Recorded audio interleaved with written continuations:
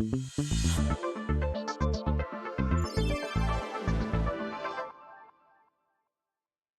what's going on, everybody? It's Charles Johnson, your life and wellness coach, and we're here, Beyond Wellness Podcast. And tonight we're going to talk about food noise. You know, this podcast, we've been waiting for this conversation for a while. So, the question or the conversation that we're going to have is, what if the problem isn't just hunger? What if the real battle is that constant mental conversation happening around food all day long? So, I want to welcome everybody to Food Noise Podcast discussion, where we're going to talk about cravings, emotional eating, GLP-1 medications, habits, mindsets, stress eating, wellness, and the psychology behind so many people struggle with food, even when they know they should be doing something different. This isn't just about weight loss. We're going to talk a lot about coping, comfort, triggers, habits, stress, shame, that stigma behind GLP-1 medications, body image, and trying to build a healthier relationship with food and ourselves. We're going to talk about the good,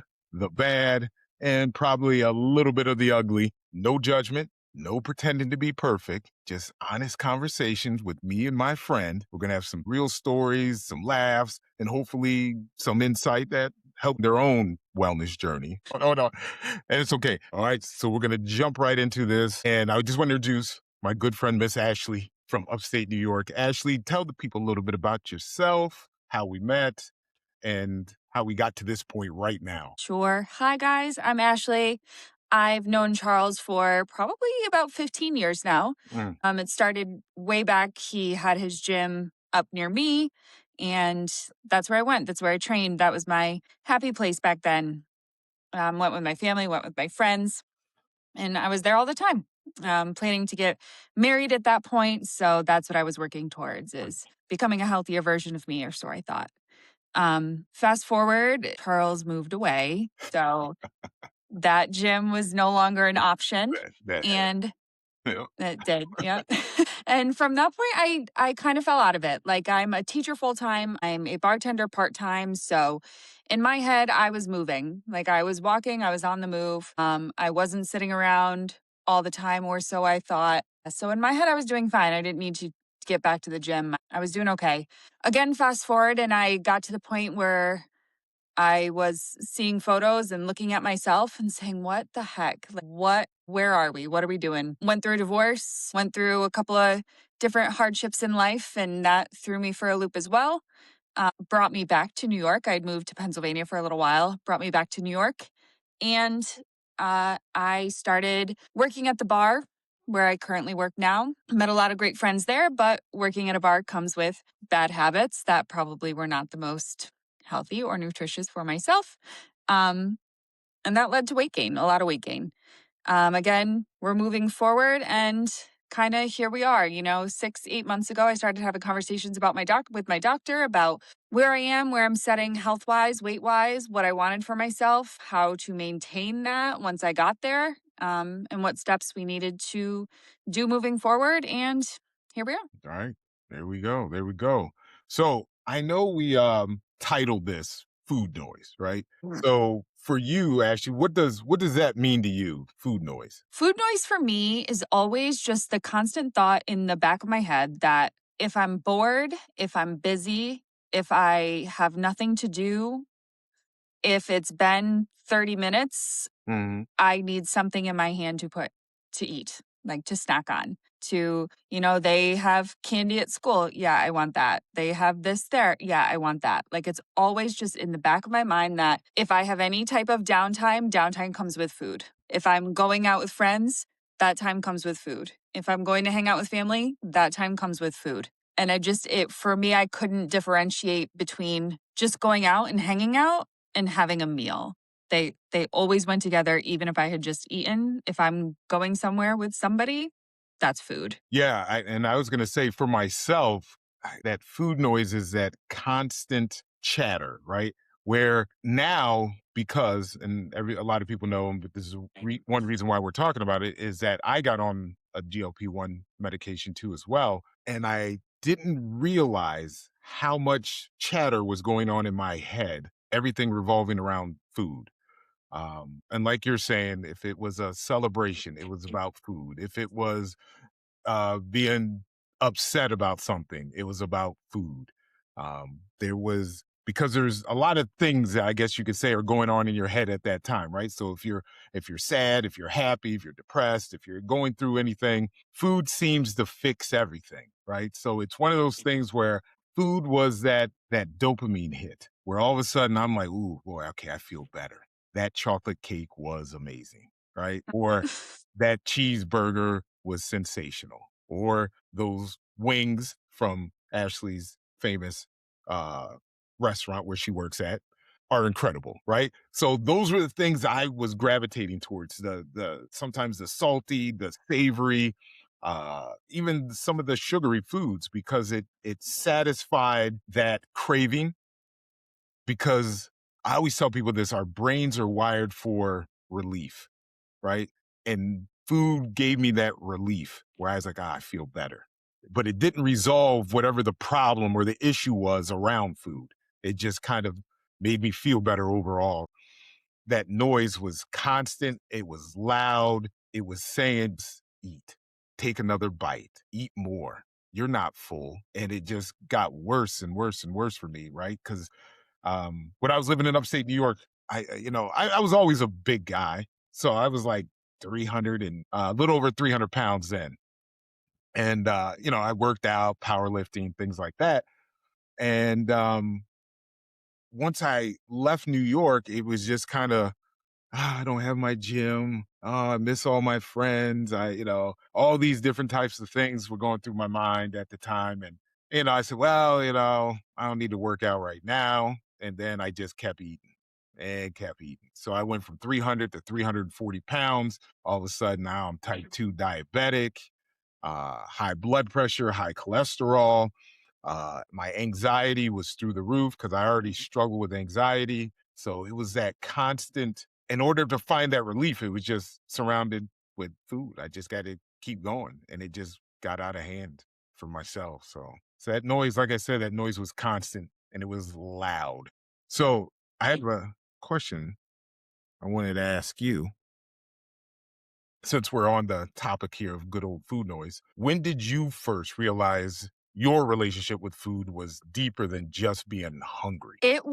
We took a family vacation, went down to the beach with my mom, her husband, my sister, my brother in law, my grandma, my husband, like great beach vacation. We had planned a really special outing for my mom. She wanted family beach photos. So we Mm. surprised her. We got a photographer. We were getting photos on the beach and it was great. And we had so much fun. And these are, some of those photos that we're going to look back on forever with my grandma and my niece and seeing us all together. And we got the pictures back and I looked at them and I was like, who is that? Like when I got dressed that morning, I didn't feel that that is how I looked. Mm, Like I felt good, I felt confident, I felt all the things that I needed to feel to go do family photos, right? And then when I looked back at those photos, my heart sank a little and I was like, who is that person? Like that doesn't even look like me. I don't see that. mm, mm, And then kind of from that moment, I started thinking more about it and like in terms of food or hunger. I really started thinking about, what are you eating? Like what are we paying better attention? Like what does this look like for you? And I really started tracking. I didn't change anything. right. I just paid attention.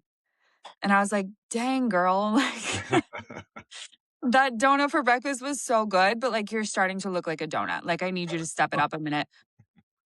Right, right, And that was kind of the moment for me and the picture for me, which is what I do a lot of my comparison photos with now. I do it with that photo because I was so happy in that moment and mm, I had the best time and I do love those photos. right. But that was the moment when I realized like this is more. Like I need to make some changes because as good as I felt and as happy as I felt, I knew that that was not the best version of myself. And there was more that I could do for me to make myself feel good in the moment and when looking back on the moment. Gotcha.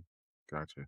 Yeah, and, how about working out? Were you working out then, or were you just kind of just being more active, or Yeah, I mean, I have 2 dogs, they're a handful, so I'm always walking them. Again, I bartended, so you're moving around all the time. I teach full time, you're moving around all the time. So I guess in my head I was thinking like I'm moving. Like I'm exercising. Mm, It's not at a gym, it's not at a class, but like I'm doing the things. It's not like I'm sitting around, you know? right. And it wasn't really that much. Now that I look back and, like, have built, some better habits in terms of exercising and working out, I'm like, that wasn't getting me what I needed to get while also continuing to just eat. Yeah, yeah, yeah, yeah. So, what emotions tend to trigger that overeating or those cravings most for you? Stress. Okay. Yeah, no, I Yeah, feel I you. feel like if there's something, if I'm overwhelmed, if I'm anxious about something, obviously sadness is a big one, I think for everyone, but for sure. And stress, working in, 2 atmospheres that can be super stressful at times, that's fixed with food.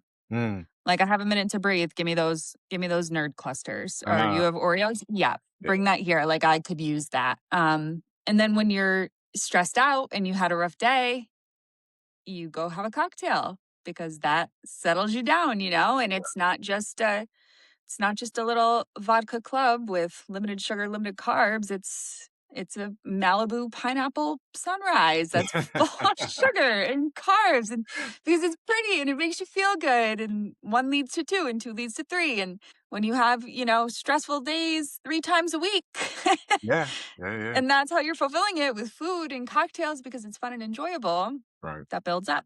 Yeah, yeah. And again, it goes back to what I was saying earlier about that dopamine, right? It it's satisfying something, even though it's breaking us on the back end. In the forefront of everything, in the beginning, you're kind of like, I just feel better. Because again, our brains are wired for relief. And we're Yeah, getting relief through food. We're getting relief through alcohol. We're getting relief through any type of substance that can distract us from the actual issue or the actual problem, right? right. Even that reward mentality, right? He's like, "Ooh, I need to treat myself." It Mhm. it's my birthday, it's Christmas, you know what I mean? For me, I might even say, "Hey, it's February, it's Black History Month. I need to treat." Hey, it's Tuesday. It's Tuesday, right? Tuesday. Yeah, yeah, yeah. Any day of the week, you It find doesn't matter. yeah, you find an excuse, right? You find excuse to do something to distract you from the actual problems of life or stress or relationships or work, any of those things, right? So, no, that's good. That's good. So, what are some of the unhealthy food habits people normalize that nobody really talks about? Goodness. That's a great question. I'm thinking some of the unhealthy food habits that people kind of normalize are those excessive amounts of pizza. Those that's one gets me every time. And we try to normalize it by saying, "Hey, I'm gonna get it with veggies. I'm going to, Mhm. you try to doll it up as best you can to make it healthier, but the reality is it's probably not the most healthy thing, right? Right. And as far as foods in particular, right? Um, but I think a lot of it, as far as the habits people normalize, is it's just the celebration and reward. Mhm. Yeah. Anything you want to add to that? You're thinking. Ye I see you. I I'm thinking and not much is processing, I'm not gonna lie. That's all right. That's all right. I have, like, none that are flying off the top of my head here. That's all right. That's all right. Okay. Hey, Alright, that's fair. all right. So when it comes to the GLP-1 medications, have GLP-1 medications changed the way people think about hunger and cravings in good ways, bad ways, or a little bit of both? What are your thoughts? I would say for me specifically, um, being on the GLP-1, it's been, I would say 3 months, maybe 4 months now. I didn't realize how much that food noise played in the back of my head until it wasn't there anymore. Mm, So, having that finally dissipate a little bit and being able to be like, "Well, it's noon and I haven't had a snack in an hour. I should eat. Wait a second. I'm actually not hungry." Like my body is giving me no signs that I'm hungry. right. I'm just bored. Like, Mm, take a drink of water. You're going to be okay. Like, you're not hungry. yeah. So that's been actually kind of cool for me to realize what my body, like listening to my body and what my body is feeling and how I'm feeling, and realizing that it wasn't always food. It wasn't always hunger. That was part of that, what you were saying, kind of the soothe yourself, because Mm, food's the easy fix for that. right. And really challenging myself to be like, okay, now that I know I'm not hungry, what am I? Yeah. And how do I go about fixing that? Right. Are you just stressed out? Do you need a minute? Do you need to go take a deep breath, take a lap, come back to this? Like, are you tired? Do I need to walk away Mm, and then come back? So I think not having the food noise has really helped me with mental health too, like understanding where I'm at, what my body and mind is telling me, and how I can fix those things in ways that don't pertain to food, because that was just a mm, band-aid. right. That was the temporary fix to things that might have been not bigger per se, but like had better coping mechanisms. Right. So that's been a huge takeaway for me, is that I know, like, all right, an Oreo's not going to fix this, but I'm going to go take a minute and I'll come back. Right. And that helps, mentally, socially, with family, with friends, with spouses, just in general. Like, I'm learning that, these mechanisms that will help more long term, I guess. I don't really know how to put that, but Yeah. No, aren't just no. fixed, by eating. Yeah, yeah. I agree, right? Because it does help more long term as long as you're doing the things that you need to do in order to change your habits, right? Right. Because Yeah. it's the bad habits that keep us going back in that vicious cycle of using food for, again, for stress reduction, comfort, again, for escape, right? Yeah. That's what we typically will use it for. And I think when that food noise is quiet, I find that it gives me more time to think about what I'm doing and why I'm doing it and what can I Hmm. do to fix this? Not just benefit from the relief of certain things, but really change it, right? Because now I'm practicing, and I guess in the good, this is I guess the good way for me. What I have to do is say, okay, I have to plan for my day. I have to plan my day around how much water I'm drinking because sometimes with the medication, I don't feel thirst. I don't feel Hmm. that unbearable hunger, right? I just feel like, I could eat and I probably should because this would be a good time Yeah. to eat, right? And then changing the types of food I eat. I would say for the first 8 months, I don't think I had, like, potatoes, rice, or anything else like that because I was too scared. I was too Hmm. scared to eat it, and I felt like, "Oh, man," and the reason why is and I think it had to do a lot with my doctor, my health, because he said, "Man, you got type 2 diabetes. You can't just be eating these carbs." I'm like, I'm done," right? Because then he's telling me, "Man, this contributes also to heart disease, heart attack, stroke," and now in my head, I'm freaking out. Like, "Yo, am I gonna mess around and have a heart attack, at 50? Am I gonna not be around for my friends, my family, my kids, and now my grandkids?" I say, "No way. This is" so I think I left carbs, and when I mean carbs, I'm just talking about the starches like rice, pasta, uh, um, potatoes, certain things like that. I was still eating fruits, vegetables, and a lot of protein. And initially, my weight it came down pretty quick. And I was using the lowest dosage of the GLP-1 medication. And and I think within that first like 6 to 8 months, it was like I was down like 50 pounds, 60 pounds. And I was like, ooh, okay. The problem was I think I was losing a little bit of muscle because I wasn't taking in enough protein because in my head, and this is probably bad ways with the GLP-1 medication, I didn't want to eat. I wasn't hungry to eat, and then I wouldn't eat enough initially. So I needed, and again, I that kind of goes back to what I was saying earlier about planning. I had to be very mindful, very intentional in the things that I was doing. I had to know Hmm. again how much fluid, how much water I was drinking. When I was eating, I said, okay, how much protein am I taking in? Right. So those things I had to again be intentional about and then really focus on and be consistent with doing all those things. So for you, And yeah, go oh, ahead. sorry. I feel like I'm kind of leaning into that right now. Like in the beginning, I tracked every single thing. I tracked everything I drank, everything I ate. I was really strict about it. And I've gotten away from that a little bit because I'm pretty confident in, what I'm choosing day to day. And I kind of know what works, and I know if I need to up this or down that kind of thing. But I was just talking to someone about it this morning because I was like, yesterday I literally had a slice of avocado toast, a small bowl of soup, and I got home at 11 o'clock at night, and I was like, this is not okay either.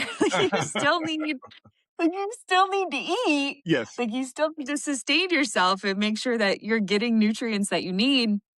So that's definitely still something that I'm learning is even though I'm not necessarily hungry, Mm.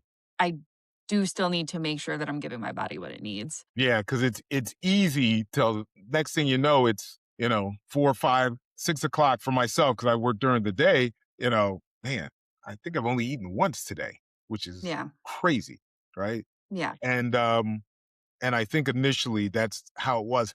The only thing I think probably saved me, and I'm not saying I'm Hercules or anything, but I had a lot of muscle to begin with. So if I lost some muscle in that process, it still didn't look that bad, right? I Mhm. didn't have the what they call the Ozempic face or Yeah. the craziness as far as the body. I still I don't know how to explain it, full, right? I felt still strong. Ooh, the other thing that the medication did help with was inflammation because I had a lot of inflammation that was killing me to the point where I couldn't even work out. Initially, before I was still doing some powerlifting. I would go train um, on, let's say, a Sunday with a group of guys doing powerlifting.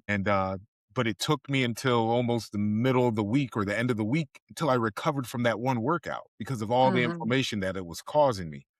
And my joints hurt, all kinds of things. Once I got on the GLP-1, started losing the weight, I got that motivation. I started going back. I was like, oh man, I'm recovering. The inflammation isn't there. The recovery is much faster. So all those things, I mean, I dare to say the GLP-1 medication was a lifesaver as far as I'm concerned for myself. Mhm. Yeah. So why do you think? And again, with these GLP-1 medications, there's a lot of stigma that are behind them. What do you think people become so judgmental about other people's weight loss journey? Why do you think people are just so focused on and negative about people getting on the GLP-1 medications? I think that a lot of people see it as an easy way out.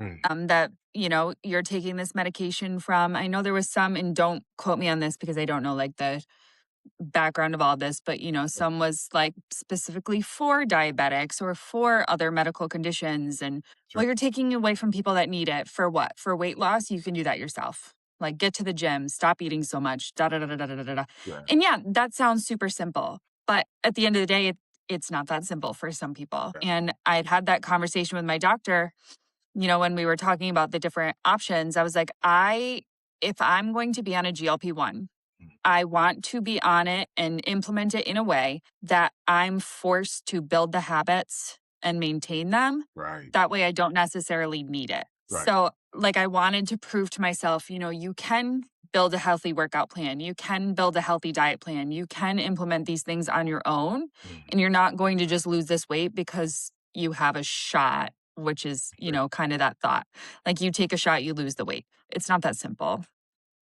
And it's definitely a concept that's misguided, in my opinion. It seems like an easy fix when in reality it's not. It takes work. Like you gotta put Absolutely. it in to see the results. Yeah, yeah. It's definitely not a magic pill. And I get sometimes when people say certain things about the GLP-1 medications because there are people out there just using it and they don't have a whole lot of weight to lose, right? Yeah. I don't think people understand also how detrimental obesity is, regardless of your age, regardless if you're pre-diabetic, diabetic, or just have some type of insulin resistance, or it could be some hormonal thing, right?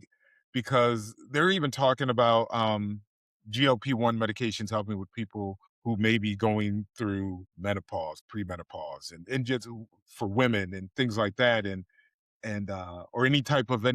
or any other type of metabolic issue that may be going on, right?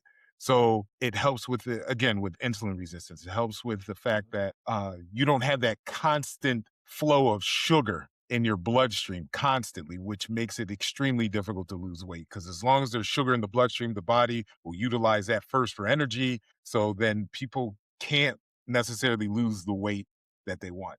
The pancreas Mhm. may not be working as effectively as it could, right? Once you get the GLP-1 medication, you're not constantly flooding your system. Your body's actually getting time to heal, right? Yeah. Because it's been beat up for the last, for myself, I'd say, 15, 20 years, I've just been killing it. So your liver, your kidneys, your pancreas, all these things get almost a reset. And you have an opportunity to improve your habits, right? Because if you don't ever improve your habits and you get off the medication, then you're right back where you started, if not Right. worse.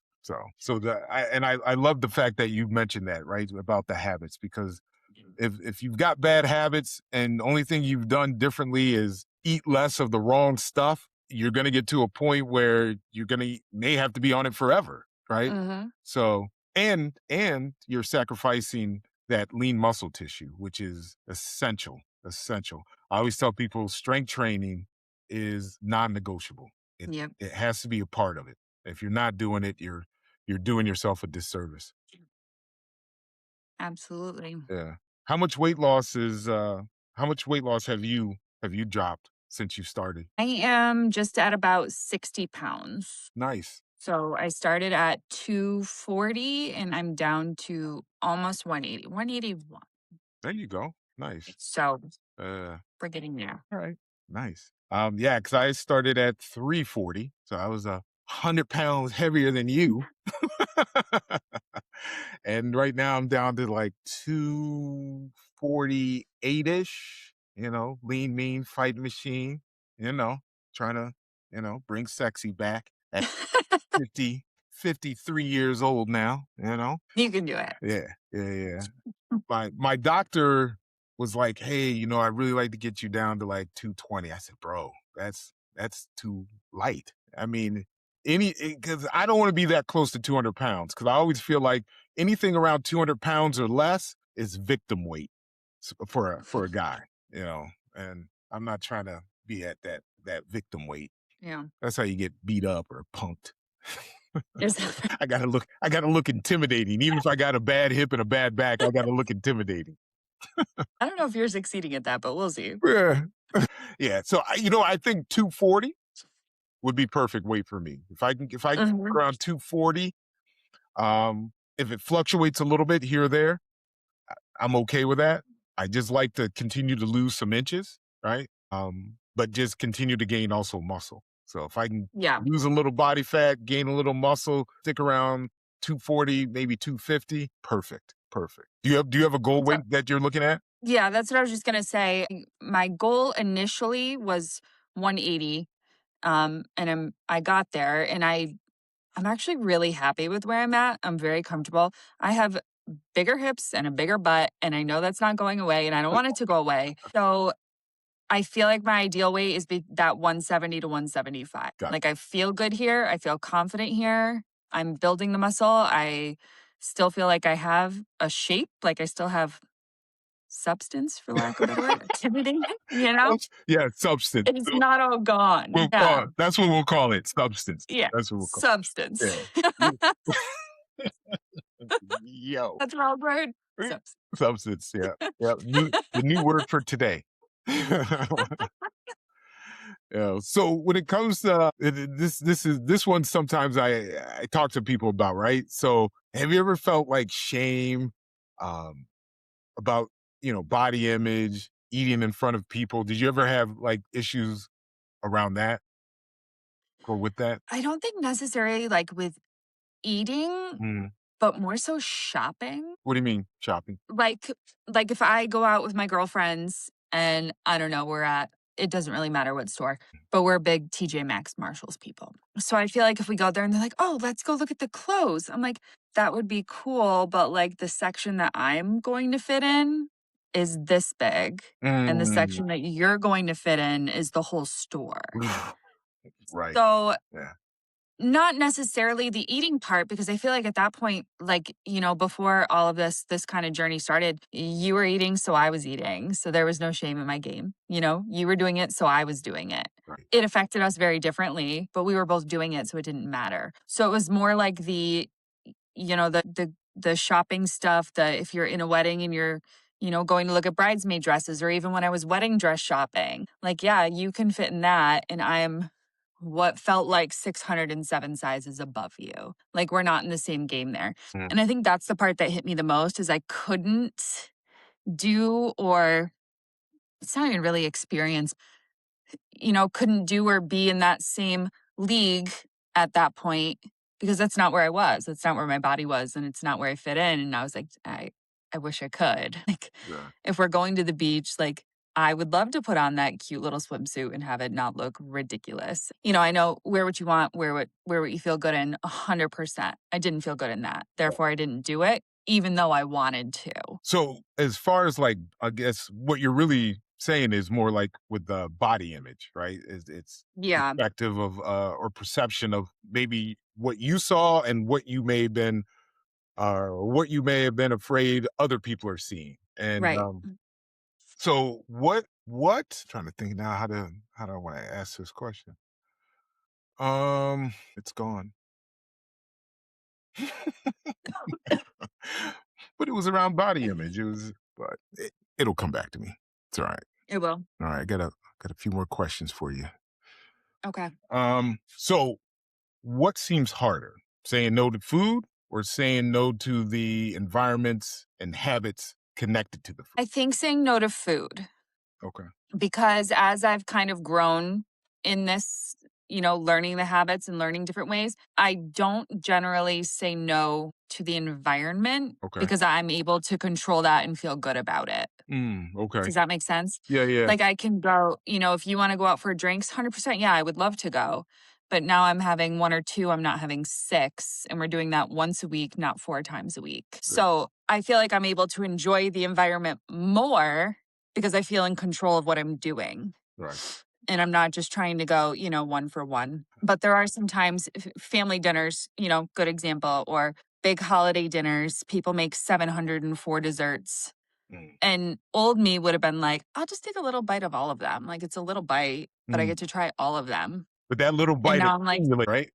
yeah, yeah, yeah. And now I'm like, yeah, I'll take a little slice of X, Y, or Z, Yeah. not all of the above. Right. So it sucks because I want to do it, but I'm like, you're going to wake up tomorrow. You're going to feel like crap. Like, you're not going to feel good. And not just feel like crap in regards to making that decision, crap in regards to I'm not eating that much sugar. Like, that's not the type of stuff I've been putting into my body for this long, that Mm. when I wake up and I have done that, I just feel crummy. And it's kind of like a hangover, like, I don't want to feel that way. So I don't want to do the things to my body that are going to make me feel that way the next day. Yeah. So I can choose not to and still enjoy wherever I am or whatever I'm doing. What were some of we talked about the good, the bad, and the ugly. What was some of the ugly about how you felt? Like side effects or anything else with the GLP-1 medication? I feel like I've gotten very, very lucky. Oh. I really have not had any negative side effects. I felt really good. Mhm. Um, I really have not experienced a whole lot of anything negatively. So I'm very thankful for that. That's good. And hopefully it stays that way. Yeah. I tell you, for myself, your boy was constipated. That was an issue. My, Well, I did start fiber right away. So okay. that was probably a saving grace for me. Yeah, yeah, Like, we had talked about that, and, like, I added some supplement fiber right from the beginning, that was so smart. That was smart. yeah. Yeah, that's the one thing that probably got me. Um, I also felt very nauseous at times Mhm. when I eat the wrong thing, right? Like if I and that came more later than early because once I relaxed after that first 6 8 months where I said, oh, okay, let me add a more strength training, more protein, let me add some of these carbs back into my diet. Obviously I wasn't overloading on carbs. I would just have maybe one complex carb a day and then I'd have other simple carbs. But if I were to eat something too fatty or fried, that would get me because there would be days Mhm. where I'm saying, hey, let me, it's time to treat yourself, buddy. It's time to treat yourself, brother. let's do it. And I'd go get some of those deep fried wings when I go up to upstate New York, either if I was in good old Binghamton or Buffalo. I would do that and I'd be done. I'm talking my guts would be in knots. And I Mm. was like, yo, let me chill out. I gotta stop doing this because this I shouldn't even say stop doing it like I was doing it a lot. I would do it once and then I was like, okay, that's enough. That's enough. I'm not doing that. So Oh, we're done. Yeah. yeah, we're done with it. So when we talking about food, so what foods have absolutely no business being as good as they are?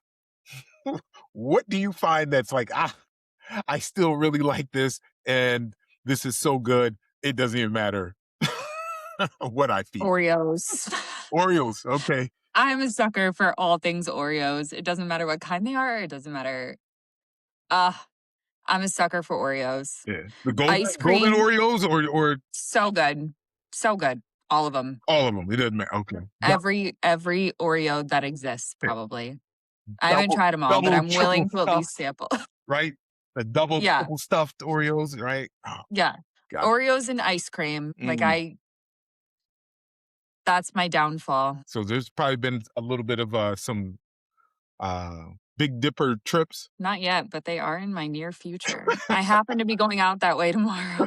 Yo, I'll tell you that when I was living up there, man, I would say I was a regular at the Big Dipper and Phil's Chicken House because it wasn't really Ugh, the ice cream that would get me. It's really the again, I just the the chicken, the sides, the potato salad, the mac salad, yeah, the bread, like the that. mix of everything. Yeah, man, and I would eat Mhm. a lot of it, right? Right. I'd be full. I mean, now when I went up to the Big Dipper, it was last year.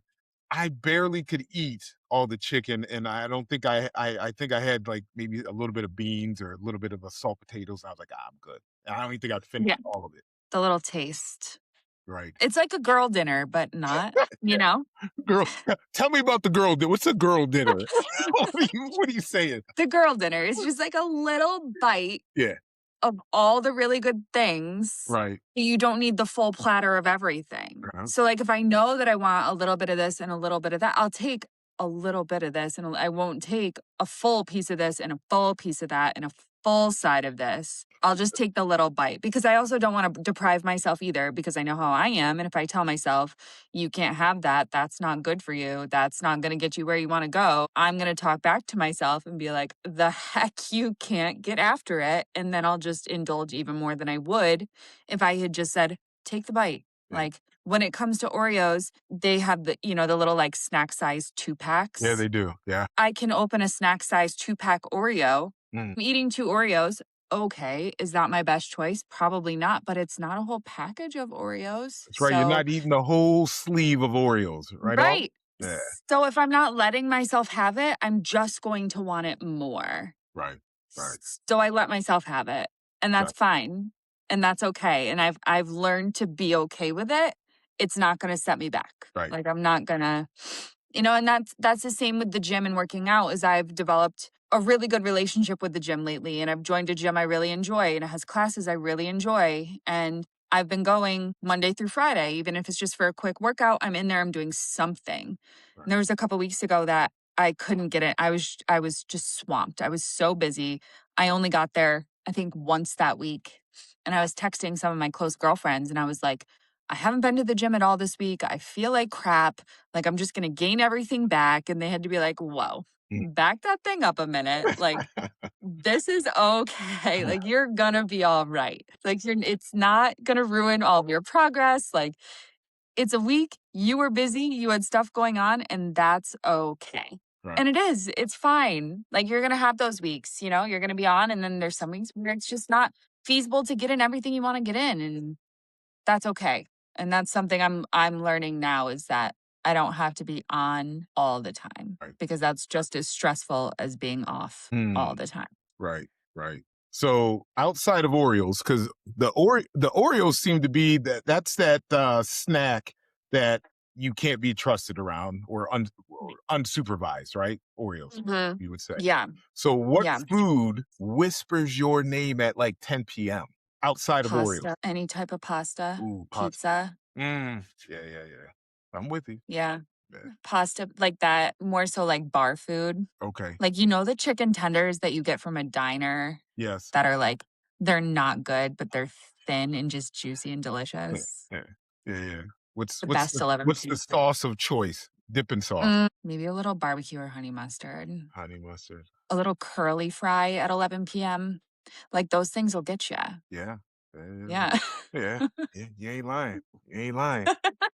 Yeah. So what's the biggest lie that we tell ourselves at the grocery store? What do you think about that? The biggest lie. Yeah. Huh. When you go into that grocery store, like I'll Mhm. tell you this, one of the biggest lies that I could probably say that I tell myself is I'm only going to get one thing. And what I mean by that is I go in there with the mindset of saying, "Hey, I just need to get, maybe I have to pick up some turkey burger. Maybe I got to go grab, I don't know, some bottles, a case of bottled water, some turkey burger, some fruit, and then what I end up doing is spending an extra $100 on a whole bunch of other things that just looked good or sounded good at the time. Like I Mhm. found myself all of a sudden. One thing I did this just the other day. I was going to Target and they've got the grocery section, and I was like, well, I'm just gonna go grab a couple protein shakes and what else was I grabbing? Oh, protein shake, and I had to pick up my medication from CVS and Target. And so once I went in there, I said, okay. And next thing you know, I'm buying protein bagels. I'm buying everything that says protein on it, and protein ice cream, protein, uh, I don't know, pancakes mix. I'm just like, yeah, I'm like, what am I doing? Right. And then I just said, Yeah. I don't even want all this stuff. It's just the fact that I've conditioned myself, and this is good and bad, that I need more protein in my diet. But I don't need to Mhm. buy protein everything every time I go into the store. So that's probably the biggest lie I tell myself, I'm that I I'm only need definitely one. guilty of that. Yeah. Yeah. More protein, more fiber, must be good. Yeah. I'll just take that. It won't hurt anything. Yeah. Yeah. And I feel like I'll walk in sometimes and do that, like, for most grocery stores, like, I'm gonna do the perimeter, get what I need, and leave. I'm not gonna go down the aisles, Mm, because if I go down the aisles, there lives the majority of the stuff yeah. that I don't need. Right. But then, like you said, like, it just sounds It good. Like, sounds good, but that it's not even I really even want it or I'm going to eat it. Yeah, yeah. It's that their end cap was strategically placed, Yeah, and now I have to go down that aisle to see what else there is. right. Yeah. The old me starts kicking in from time to time where I'm like, "Ooh, look at those." I'm like, "But do I really want it? Or am I just You're gonna get it triggered home by and you're the" not gonna eat it. right. That's what I do. I buy it because 'cause I'm like, I'll just have one," and then I get it home and I don't touch it. And then it gets thrown out because it's just sat there because I didn't actually want it. It just sounded good in the moment. Yeah, it's there is a this mental struggle, I think, that you gotta deal with. Sometimes you gotta talk yourself off of a ledge that you already know you're not gonna jump off of. And I'm Right. just like, why am I even on the ledge? And Yeah. so, it's crazy. You're playing mental gymnastics at times when it comes to food, because some again, and it's not even my old habits kick in to eat a whole lot, but sometimes my dad used to say, what does he say? He said your eyes are bigger than your belly, right? Your eyes Yeah. see it, and but it doesn't mean your stomach wants it. It's just Right. you're like, oh man, I could eat that, right? Like sometimes I'll convince like there's a great place here that has amazing turkey burger, and because I try to stay away from as much red meat as I was doing before, because eating fried burgers sometimes jacks up my gut. So if I eat a turkey burger, it works out a lot better. But I've before in the past, I said, "Oh man, I can eat 2 burgers. I can barely Mhm. eat 1," but I'll sit there sometimes and be stupid and say, "Oh, let me just get 2 of those." And I'm like, "I can't even eat it. I No can't eat chance. it." Yeah.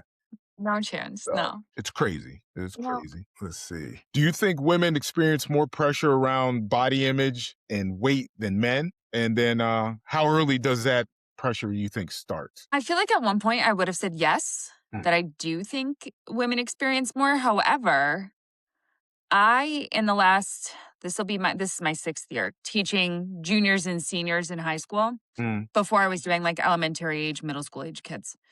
So ever since I've started working with my high schoolers, I'm realizing that's not the case. mm, Like I'm seeing men and women, like girls and boys that are struggling with body image in high school or even younger. I feel like there is such a standard, or so they say, like that you feel they have to live up to, and they have to look a certain way and dress a certain way and feel a certain way and do certain things. And a lot of that is targeted at women. However, I feel like men, I say recently, as in like years recently, mm. you know what I mean? Like Right, right. that's been a thing where men just as much. And I do think we're seeing that in middle school, Mm, sometimes earlier. yeah, So I would say at this point both pretty equally. yeah. Like I feel like there's a standard for each that feels like it needs to be lived up to. Yeah, and I think social media doesn't help with that at all. Um, No, no. And it's especially a lot harder for kids to be like, no, I don't. yeah, yeah, yeah. Versus, as we get older and I'm like, that's great for you. It's not for me. Moving on. Like they can't say that is easy. That's not cool.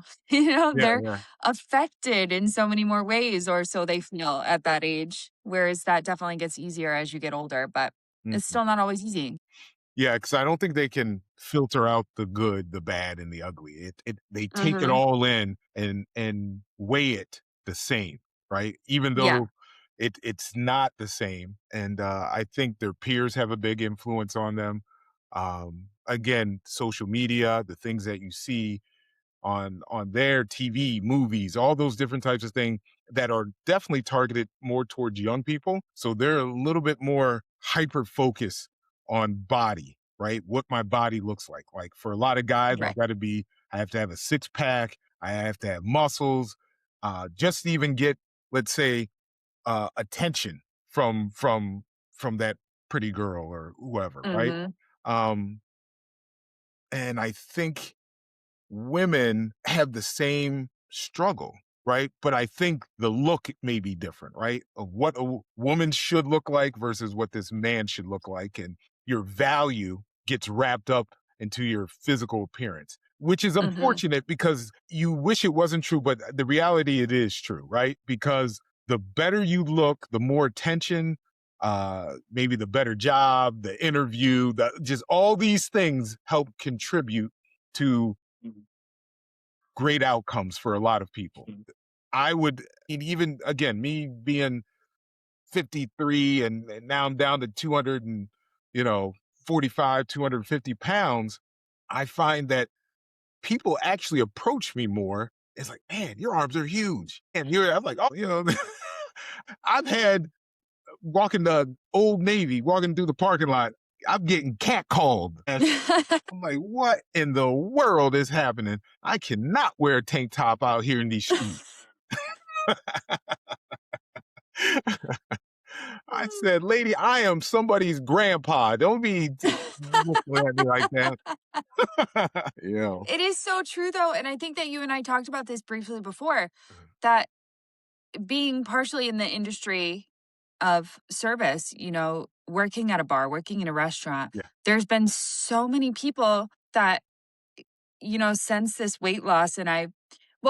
With the weight loss, I think comes confidence, comes, okay, I feel good in my skin. I feel that I can speak the way I want to speak, say the things I want to say, and people are going to listen to me because I feel good about it. Right. Whereas before, I might have said things that I meant and felt, but been a little more hesitant because I didn't feel good enough about myself to say them with confidence. Mm, So that's been a huge part for me specifically, is the confidence and like saying what I mean, meaning what I say, doing what I do, mm, doing it with confidence. So leading into that, working at some place like a bar, and we work at a busy bar. It's popping in there and we see the same people. We have the same regulars, you yeah. know? And I've always been the same person, but the amount of people that have been coming in there for years And recently will be like, "Hey, how you doing? How are things going?" And da da da da da. And in my brain, I'm like, "You have not spoken to me in 10 years. Let's not Mm. start now." And my hospitality brain is like, Yeah, "I'm great. How are you?" yeah, yeah, yeah. But it's wild how many more conversations have happened and how many more people are opening up and, initiating conversation or starting conversation. Mhm. Would you say within that industry, in the service industry, would you say Mhm. that there's people out there, let's say if they're on GLP-1 or not on GLP-1, but have lost weight, that it increases their tips? Ooh, I would bet for some. Mhm. Um, I don't know. I don't know. I feel like Fair. with weight loss might come, a change in style or like you're willing to wear a little crop top or show a little more Mm, skin on a Friday night shift than you would typically. right.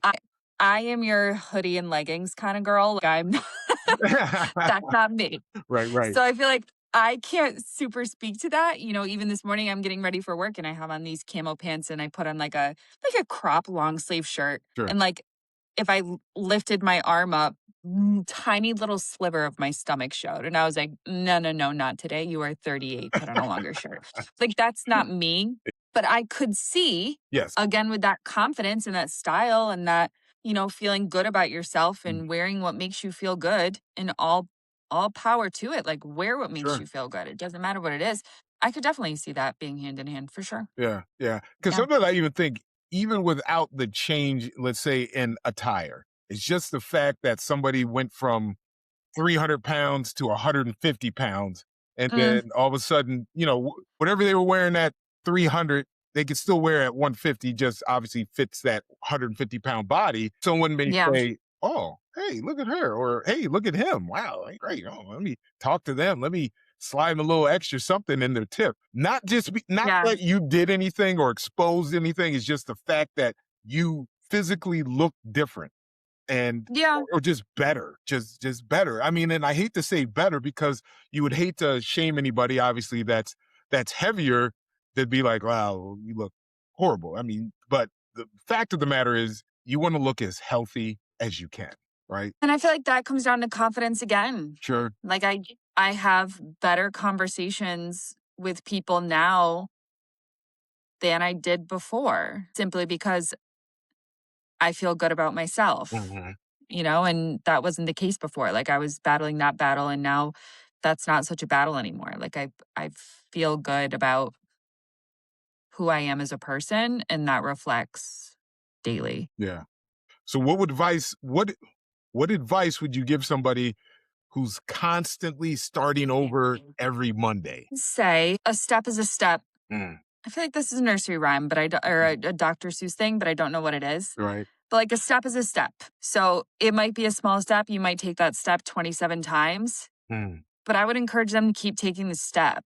And like when that step doesn't work and you kick back, plan for that. Say, okay, I took this step that worked for a minute. So what can I do after that step? And then try again. And if you're building those blocks and planning for those things and trying different ideas, you might get to a point eventually where it does work and it does stick and oh, that felt good or that didn't feel good. So let's not do that again. And if I have to start over next Monday, yeah. I'm going to start with this because I felt really good doing that. Right. And then I'm going to try this because I might feel really good doing that too. And then instead of having one or two things that you feel really good doing, you're going to have 10, 15 things that you feel really good doing. Sure. Yeah. And then I feel like from there, you can just keep building. Yeah. But I a step is a step. Yeah. Like, Yeah, yeah, absolutely. I think you have to take those consistent steps, right? Those intentional steps, right? And yeah, I think there has to be a purpose behind each step. Even if the step is off, you need to be able to say, take a step back, let me reevaluate, and then let me take the next appropriate step that I need to take in the right direction. right, Versus just stop taking any more steps or not even right, starting. That's the other problem. Because I think a right. lot of people get in their head and they don't even want to start because they're overwhelmed, because they may be overwhelmed because of the size of the step, right? Yeah, Yeah. yeah. break that down. And I know for the gym for me, that was a big one. I always felt so intimidated. That was a big step is to even go to a gym. So I would try all of these different gyms and I would just stop going Mm, because I didn't enjoy it or I felt small there or I just didn't know how to do things. And a huge thing for me has always been boxing. I love boxing. I uh, love yeah, yeah, yeah. kickboxing. I loved using the punching bags. I loved doing all of that. So this time I was like, if I'm going to join a gym again and I'm going to invest that money to join a gym, it's going to be somewhere where I can box. Right. And I knew that I wasn't just going to go to a heavy bag and do it myself because I wasn't that disciplined at that point and Right. that's not something I would have done. So I found a gym. It had boxing classes. I met the instructor and I went to the gym for boxing. Okay. And that's all I did at the gym, the first couple of weeks. I went to that boxing class. Mm, And then from that boxing class, I would learn how to do this exercise or this exercise. So then I would go to boxing and then the next day I would go do those exercises. And then while doing those exercises, I would watch people on the machines that intrigued me. So then I could go to boxing and then I could practice those exercises and then I could go try that machine because I just watched how they did it and that looked right. So I think that's right. yeah. So I'm going to go try that. And like now I'm at the point where I have a Monday through Friday plan. Nice. But it all started with just choosing boxing. I knew boxing would get me in. I Gotcha. knew it would get me there. I knew I wouldn't pass that up. And that was my step is to get there. And now I have a whole plan and I'm comfortable there and I love going there and I'm not nervous to try new things or do something different. Sure. Yeah, and I that's so important there. I think with this whole thing, right? When it comes down to it, you have to have a plan. You have to be intentional, and you have to be consistent. And Yeah, and without those three things, I think sometimes it's hard to start and it's hard to continue. Right? It's not right. sustainable when you're just trying to wing it. And I think you just have to make sure you do those three things. So, man, I know we talked for a while. I know I've kept you for a while. I'm glad we got this opportunity to have this conversation and Me to too. hopefully somebody will get something out of it. If it's anything, maybe they'll get a laugh, right? At Possibly. some of the wild things that you were saying. I don't know.